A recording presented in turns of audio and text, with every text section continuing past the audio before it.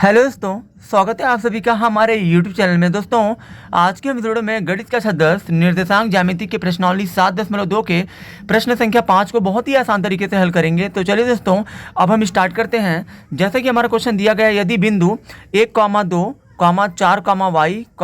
x, 6 और 3, 5 इसी क्रम में लेने पर एक समांतर चतुर्भुज के शीर्ष हो तो एक्स और वाई ज्ञात कीजिए। तो दोस्तों यहाँ पे देखिए, हमें दोस्तों बोला गया है कि बिंदु 1, 2, 4, वाई, x, 6 और 3, 5 इसी क्रम से दोस्तों लिया जा रहा है। तो एक जो समांतर चतुर्भुज बनाया जा रहा है। तो दोस्तों समांतर चतुर्भुज का दोस्तों फिगर हमने पहले ही बना लिया है। दोस्तों आप सभी जानते हैं कि समांतर चतुर्भुज क्या होता है, यानी कि दोस्तों ऐसा चतुर्भुज जिसमें आमने सामने की भुजाएं समान तथा समांतर होती हैं, यानी कि आमने सामने की भुजाएं समांतर तथा समान होती है, बराबर होती हैं, उसी को हम लोग समांतर चतुर्भुज कहते हैं। तो दोस्तों समांतर चतुर्भुज में दोस्तों ये आपका ए हो गया, इसको दोस्तों हमने बी मान लिया, ये सी हो गया और ये डी हो गया। तो दोस्तों मान लीजिए जो ये आपका 1, 2 है, ये दोस्तों आपका ए है, ठीक है, 1, 2। फिर दोस्तों यहाँ देखिए, ये दोस्तों जो आपका जो 4, वाई है, ये दोस्तों आपका बी है, यानी कि ये आपका हो जाएगा 4, वाई, ये दोस्तों आपका बी है, ठीक है, ये दोस्तों आपका 4, वाई है। उसके बाद दोस्तों देखिए यहाँ पे x, 6 आपका हो जाएगा, x, 6 आपका हो जाएगा सी, और दोस्तों डी आपका हो जाएगा 3, 5, ठीक है। दोस्तों ये आपका हो गया एक समांतर चतुर्भुज ए बी सी डी, जिसमें दोस्तों हमने जो क्रम से 1, 2, 4, वाई, x, 6 और 3, 5 को हमने क्रम से ले लिया। अब दोस्तों यहाँ पे हमें दोस्तों यहाँ देखिए, अब दोस्तों आप ध्यान देंगे कि दोस्तों AC और दोस्तों जो BD है, AC और BD दोनों का दोस्तों ये जो है निर्देशांक दोस्तों जो ये इसका प्रतिच्छेदी बिंदु है, यानी कि दोस्तों विकर्ण जो दोनों एक दूसरे को काट रहे हैं यहाँ पे, इसको दोस्तों हम लोग मान लेंगे P का मतलब दोस्तों ये है, P दोस्तों यहाँ पे AC और BD का एक तरह से दोस्तों प्रतिच्छेदी बिंदु भी है, और दोस्तों जो P है वो दोस्तों AC का भी मध्य बिंदु है, और जो P है वो BD का भी मध्य बिंदु है। क्योंकि दोस्तों एक समांतर चतुर्भुज के विकर्ण एक दूसरे को जहाँ पे काटते हैं, ठीक है दोस्तों, वो बिंदु दोस्तों उन दोनों विकर्णों को बराबर भागों में क्या करता है, बांटता है, यानी कि दोस्तों जो P है वो जो AC का मध्य बिंदु हो जाएगा, और जो BD का भी दोस्तों ये P जो है मध्य बिंदु हो जाएगा। अब दोस्तों बात ये है दोस्तों कि यहाँ पे x और y का मान कैसे निकलेगा। तो दोस्तों x और y के मान के लिए दोस्तों आपको कुछ करना नहीं है। सबसे पहले तो दोस्तों आपको जो है मानना है यहाँ पे माना, जो ये पहला बिंदु दिया दोस्तों इसको आप A मान लीजिए, यानी कि 1, 2,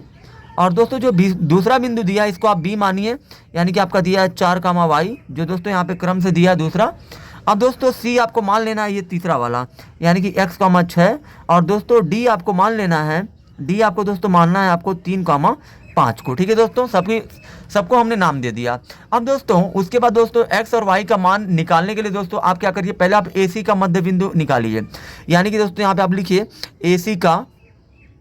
मध्य बिंदु। पहले दोस्तों आपको जो है AC का मध्य बिंदु निकालना पड़ेगा। AC का मध्य बिंदु दोस्तों कौन है, P। तो दोस्तों AC का मध्य बिंदु P बराबर, तो दोस्तों यहाँ देखिए दोस्तों, जब भी हमको किसी भी दो बिंदुओं के बीच का, यानी कि मध्य बिंदु का हमें निर्देशांक अगर निकालना हो दोस्तों, यानी कि AC का मध्य बिंदु P का निर्देशांक बराबर दोस्तों क्या हो जाएगा, इसके लिए दोस्तों फार्मूला होता है x1 + x2/2, और दोस्तों y1 + y2/2, ठीक है दोस्तों। अब दोस्तों यहाँ देखिए, यहाँ पे दोस्तों चूंकि दोस्तों हम लोग जो P AC के बीच का हम लोग निकाल रहे हैं, तो दोस्तों x1, x2, y1, y2 का मान आपको AC से ही इसमें रखना है। तो दोस्तों x1 का मान आपका हो जाएगा 1, प्लस x2 का मान दोस्तों आपका हो जाएगा 6, और बटे में दोस्तों 2 है तो 2 करिए, और दोस्तों यहाँ देखिए y1 का मान दोस्तों आपका हो जाएगा 2, और प्लस y2 का मान आपका हो जाएगा 6, और बटे में दोस्तों 2 है तो 2 लिखिए। उसके बाद दोस्तों यहाँ देखिए 6, दोस्तों यहाँ पे कुछ मिस्टेक हो गया, x1 का मान दोस्तों 1 हो गया, x1 का मान दोस्तों हमने यहाँ से 1 लिया, और दोस्तों x2 का मान आपका x होगा, यहाँ दोस्तों x2 का मान, ये दोस्तों आपका x1 है, ये आपका x2 है, तो दोस्तों x2 की जगह पे हमने 6 लिया है, तो यहाँ पे दोस्तों x रहेगा। अब दोस्तों यहाँ देखिए, एक में x1 नहीं जुड़ेगा तो ये जो है, एक में x नहीं जुड़ेगा तो x ही रहेगा, बटे में 2 है तो 2, और दोस्तों यहाँ देखिए 2 और 6 हो जाएगा 8, और बटे में 2, यानी कि 2 से 8 को काटेंगे 4 बार में कटेगा, यानी कि दोस्तों यहाँ पे 1 + x/2 बराबर 4, ये दोस्तों हमारा हो गया AC का मध्य बिंदु। अब दोस्तों इसी तरह से हम लोग दोस्तों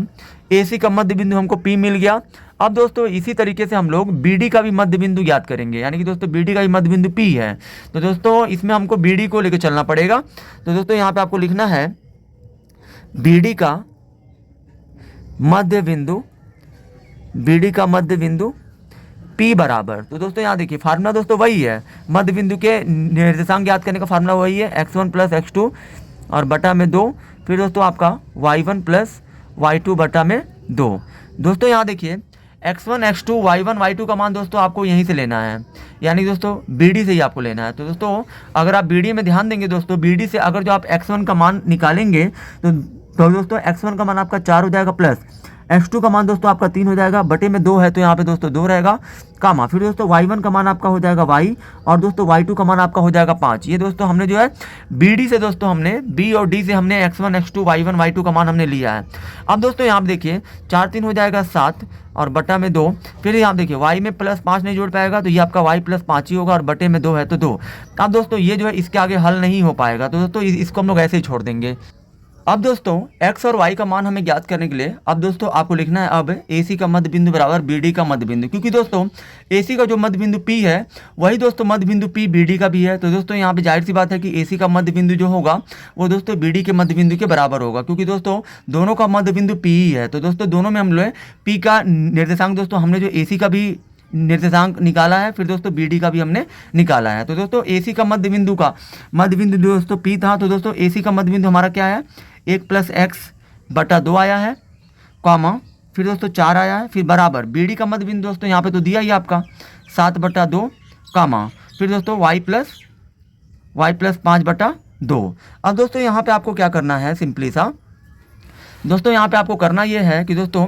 ये कॉमा के पहले दोस्तों x का होता है, यहाँ पे भी दोस्तों कॉमा के पहले x का है, तो दोस्तों इसका तुलना आपको जो है इससे करना है, मतलब यहाँ 1 प्लस एक्स बटा 2 बराबर दोस्तों आपको कर देना है 7 बटा 2 से करना है। फिर दोस्तों कामा के बाद का तुलना यानी कि 4 की तुलना बराबर आपको करना है, तुलना का मतलब बराबर करना है, कामा के बाद वाला इधर जो है कामा के बाद कौन है दोस्तों y प्लस 5 है, तो दोस्तों इससे आप तुलना कर दीजिए। अब दोस्तों यहाँ देखिए दोनों पक्षों में ये 2 से 2 कट जाएगा, यहाँ दोस्तों 1 बचा है, ठीक है दोस्तों 2 से 2 कट गया, इसके नीचे कुछ नहीं है दोस्तों 1 कर लीजिए। अब दोस्तों यहाँ देखिए ये दोस्तों यहाँ पे जो है दोनों पक्षों में अब जो कुछ भी हल नहीं होगा तो हम लोग जो तिरछा गुणा कर लेंगे, 1 प्लस एक्स का गुणा 1 में करिए तो 1 प्लस एक्स होगा बराबर 1 का गुणा 7 में करेंगे तो 7 आएगा। फिर दोस्तों सॉरी यहाँ पे कामा है तो कामा, फिर दोस्तों यहाँ देखिए यहाँ पे भी दोस्तों तिरछा गुणा कर लीजिए, 1 का गुणा y प्लस 5 में तो y प्लस 5 होगा। फिर दोस्तों यहाँ देखिए ये 4 दुना आपका हो जाएगा 8। अब दोस्तों यहाँ देखिए हमें जो x का मान चाहिए तो x बराबर यहाँ दोस्तों 7 है तो 7 लिखिए, 1 के आगे कुछ नहीं तो प्लस है, प्लस जाएगा तो हो जाएगा माइनस, कामा, फिर दोस्तों y है तो y लिखिए, फिर दोस्तों 8 है तो 8, फिर दोस्तों प्लस जाएगा इधर हो जाएगा आपका माइनस। अब दोस्तों यहाँ देखिए x बराबर 7 में से 1 गया 6 और कामा y बराबर 8 में से 5 गया 3, यानी कि दोस्तों यहाँ पे आपको लिख देना है अतः x बराबर 6 और दोस्तों कामा y बराबर आपका 3 हो जाएगा। यही आपका दोस्तों आंसर होगा। आई होप कि दोस्तों आप सभी को ये वीडियो बहुत ही ज़्यादा पसंद आई होगी। अगर आप हमारे चैनल पर नए हैं तो हमारे चैनल को सब्सक्राइब जरूर करें।